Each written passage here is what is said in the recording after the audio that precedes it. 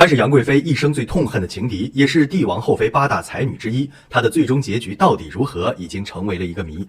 火遍大江南北的宫斗剧《甄嬛传》，相信大家很多人都看过。剧中有这样一个情节，那就是在曹贵人之女温宜公主的满月酒上，甄嬛在曹贵人的设计下被迫跳惊鸿舞，而此时恰巧是华妃娘娘年世兰备受冷落之际，在席间伤感之余，吟诵了一首《楼东赋》。也正是因为此举，华妃重新赢得了雍正皇帝的宠爱。而惊鸿舞正是唐玄宗的宠妃梅妃的成名舞蹈。后来唐玄宗专宠杨贵妃，梅妃以父寄情，便做了这首《楼东赋》。但奇怪的是，唐玄宗最宠爱的3个女人武惠妃、杨贵妃以及梅妃，前面2位都有正史记载，可以说是历史上真实存在的人物，只有梅妃没有被记载在唐书等正史之中，这是为何呢？难道梅妃真的只是一个传说吗？欢迎来到红颜丹青频道，本频道主要讲述历史上的一些著名女性的传奇人生，品读经典人物，感悟别样人生。本集主讲人为您带来梅妃的故事。1. 选美入宫，备受恩宠。据《梅妃传》中记载，梅妃本名江彩萍，是唐玄宗早期的宠妃，正史并无记载。她的生平事迹出于宋代传奇小说《梅妃传》，到明清时被认为是真实存在的历史人物。江彩萍身材苗条，姿色俏丽，生性温柔，并且喜欢淡妆的雅服，清丽脱俗，孤傲高洁。她出生于闽地莆田县，父亲江仲训，家族世代为医。梅妃不仅长得漂亮，而且受过良好的教育，琴棋书画样样精通，还能吟诗作赋、唱歌跳舞，绝对是位才女。她9岁的时候便能诵读《诗经》，10几岁已长得花容月貌，国色天姿，远近驰名。江彩萍非常喜爱梅花，甚至身上都带着梅花的清香，而她本人的性格也如梅花一般，柔中带刚，高雅娴静。开元25年，武惠妃离世，唐玄宗痛失宠妃，悲痛欲绝。而太监高力士为了讨好唐玄宗，决定南下为唐玄宗挑选美人。高力士来到闽中，见到了芳龄15岁的江彩萍，惊为天人，于是把她带回宫，献给了唐玄宗。当时长安大内、大明、兴庆3宫，东都大内、上阳2宫有近4万宫妃，个个浓妆艳抹，盛装俗世。彩萍的到来仿佛为宫中送来了一缕清风，她温柔婉约，淡妆素裹，清爽宜人。最难得的是，彩萍不仅容貌秀丽，而且才高八斗，善乐器、小歌舞，还有喜爱梅花。她的住所周围梅树随处可见，花开时节便徘徊其间，赏花作赋，悠然忘我。唐玄宗怜惜她这份对花的痴爱，大加宠幸，赐东宫正一品皇妃，封她为梅妃，命人给她的宫中种满各式梅树，并亲笔题写院中楼台为梅阁，花间小亭为梅亭。梅妃的爱梅之情也惹得皇帝戏称她为梅精。这段时间里，梅妃几乎是独享唐玄宗的宠爱，其他的嫔妃虽然心中不悦，但较之梅妃也都自愧不如。2. 被困冷宫，盛宴难再。转眼间数年过去，梅妃早已经宠冠后宫，可是帝王的宠爱来得快，去得也快。在咸宜公主的婚礼上，唐玄宗对寿王妃杨玉环一见倾心。几经周折后，唐玄宗终于得偿所愿，将美人杨玉环纳入了后宫。杨玉环与梅妃都堪称绝代佳丽，但2人的气质性情却迥然有异。梅妃娇小玲珑，斯文柔弱，玉环却丰盈饱满，千娇百媚。杨玉环凭借自己聪慧的天赋，极尽欢歌唱舞、弹琵琶、击磬制曲之能事，很快就集3000宠爱于一身，让唐玄宗痴迷地拜倒在他的石榴裙下。自从唐玄宗宠幸杨玉环后，不再励精图治，反而展现出种种怠政的迹象。识大体的梅妃不遗余力地劝说唐玄宗，但擅长撒娇的杨玉环时常在皇帝耳边吹枕边风。在他的曲解下，梅妃的好言相劝全都成了逆耳的恶语，而梅妃一再揭唐玄宗的伤疤，也使得皇帝恼羞成怒，终于一纸诏书将梅妃打入冷宫上阳宫。上阳宫分为东西2宫，梅妃所居为上阳东宫。自此，梅妃被困于冷宫，数年不见玄宗。野台清脆莲无声，没有太监来提审，没有宫娥举灯伺候宴席，深宫寂寞凄凉，梅妃终日消愁。备受冷落的梅妃孤寂落寞，再也看不到往日前来进献梅花的使者，却常常见到为杨贵妃进贡水果的地方使节，不觉潸然泪下。3. 写赋寄情，谢绝赐珠。此时的唐玄宗虽然极度宠爱杨贵妃，但也偶尔想起梅妃当初的温柔，经常暗地里招幸梅妃。有一次招幸梅妃东窗事发，被杨贵妃发现，梅妃和杨贵妃2个人的关系因此势成水火，这也导致梅妃再也没有机会与唐玄宗相处。梅妃就想效仿汉武帝的陈皇后，以千金为高力士祝寿，希望他找一个才比司马相如的文人写一篇赋打动唐玄宗。但高力士当时在奉承杨贵妃，也惧怕杨贵妃的势力，拒绝了他的要求。心灰意冷的梅妃带着最后的希望，自己写就了一篇《楼东赋》，比喻自己为一只飘零孤苦的寒梅，只能在梦中遥想当年与君王的绵绵情谊。君情缱绻，深续筹谋，视山海而常在，似日月而无休。奈何急色庸庸，妒气冲冲，夺我之爱幸，斥我乎幽宫。思旧欢之莫得，想梦祝乎朦胧。什么意思呢？想到旧日太液池里的清波，水面光影浮荡，奏乐、唱歌、赏赐、宴会，我陪从在圣上身边。我吹奏使鸾凤起舞的曼妙乐曲，乘着描绘着异鸟图案的仙舟，君王情深意厚，与我难舍难离，诉说如绸缪一样亲密无间的情话，向山岳海洋发誓爱情永远存在，像日月一样没有休止。无奈杨贵妃恼怒嫉妒，夺走我的恩爱宠幸，把我贬斥到这幽寒的冷宫中，思念难以再得的旧日欢情，希望旧事能入梦来，显露在朦胧之中。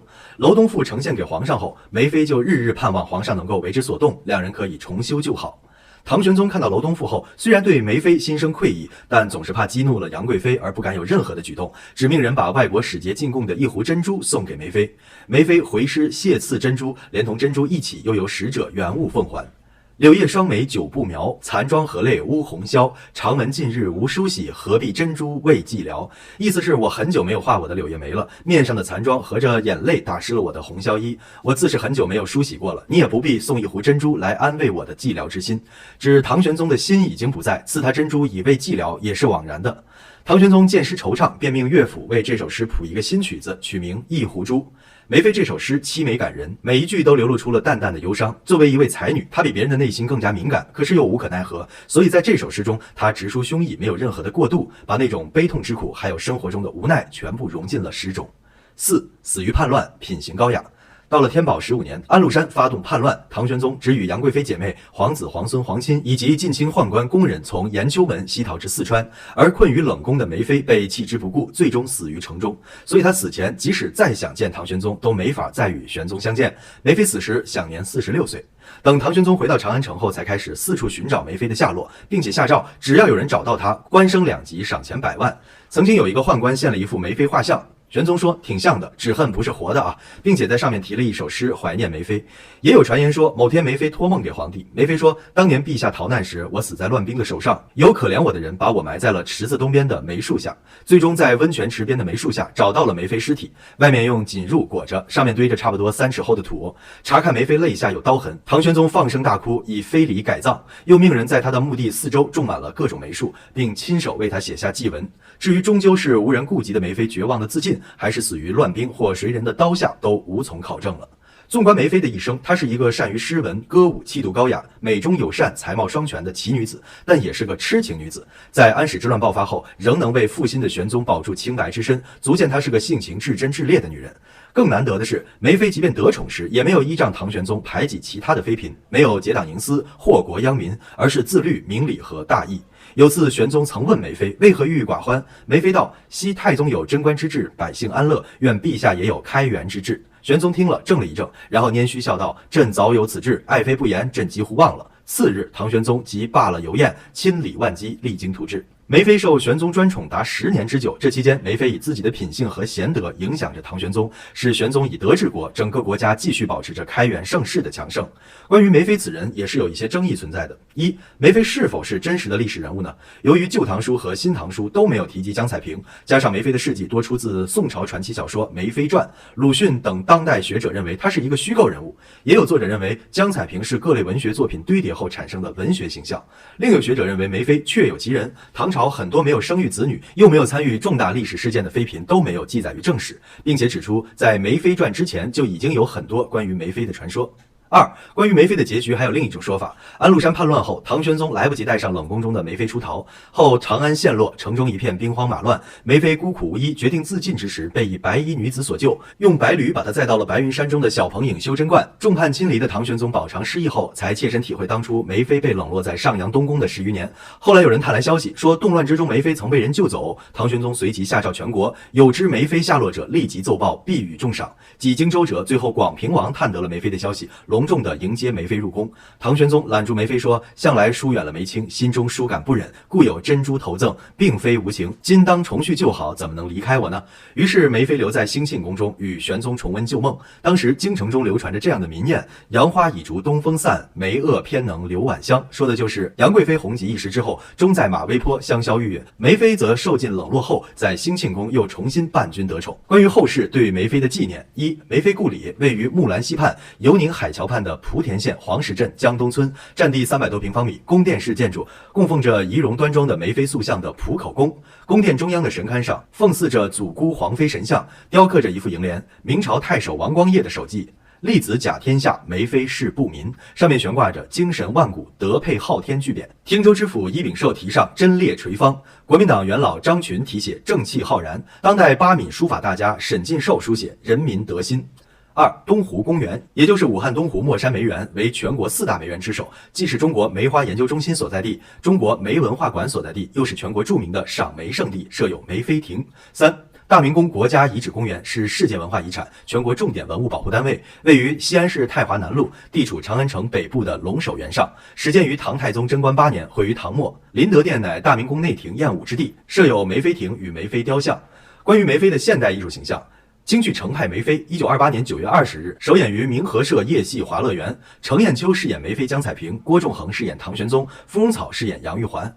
程砚秋与郭仲衡均有唱片传世，该剧与《红拂传》《文姬归汉》为程砚秋早期3大名剧，与梅兰芳的《杨贵妃》、尚小云的《汉明妃》和荀慧生的《斩七姬》合称京剧4大名旦的四妃。